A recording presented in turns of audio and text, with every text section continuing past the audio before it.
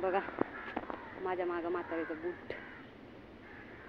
आणि म्हटलं एवढ्या जवळ आलेली तर थोडासा व्हिडिओ तर बनतोय ना, म्हणून म्हटलं थोडासा व्हिडिओ काढू दे. त्याच्यामुळे आली थोडासा व्हिडिओ काढायला.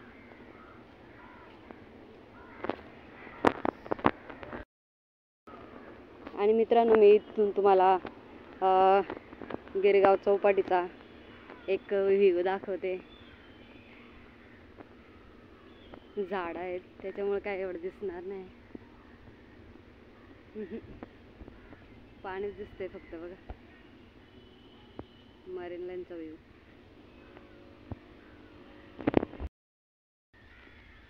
तर मित्रांनो, जास्त तर कोण नाहीच. आणि बघा म्हातारीचं बूट. मला बघा किती घाम आला आहे. सो विचार केला म्हणून चला एवढं जवळ आलो तर आपण जाऊन येऊया आणि मस्तपैकी थोडासा एक ब्लॉग बनवूया.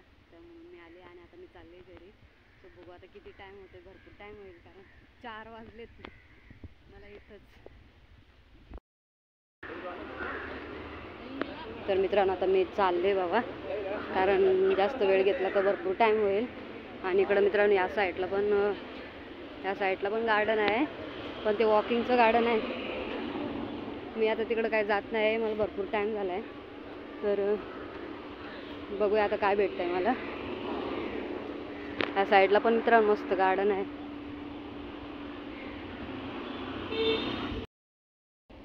तर आता मित्रांनो मी चालते बघा.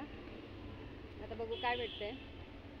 आणि भरपूर उशीर होईल मला घरी जायला, कारण मुलगी लेट आली माझ्या जागेवर, त्याच्यामुळं मला लेट निघायला लागलं.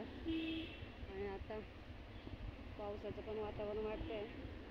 तर बघू आता किती टाईम होत आहे तो पोचायला. नंतरचा व्लॉग दाखवते तुम्हाला. आता तर मस्तपैकी मालाबार हिल बघून घ्या. नंतर सुबे कशाळे नेरळ बघायचं आहे. तर बाय मित्रांनो. त्या मित्रांनो मी टॅक्सीमध्ये आता बसलेले आहे. आणि आता बघा मला किती घाम फुटला आहे, कारण खूप घाम होते. इकडं पाऊस नाही काय नाही. आणि आता टॅक्सीमध्ये बसलेले आहे आणि चालले मी आता बीटी स्टेशनला. बघू आता मला ट्रेन कोणती भेटते.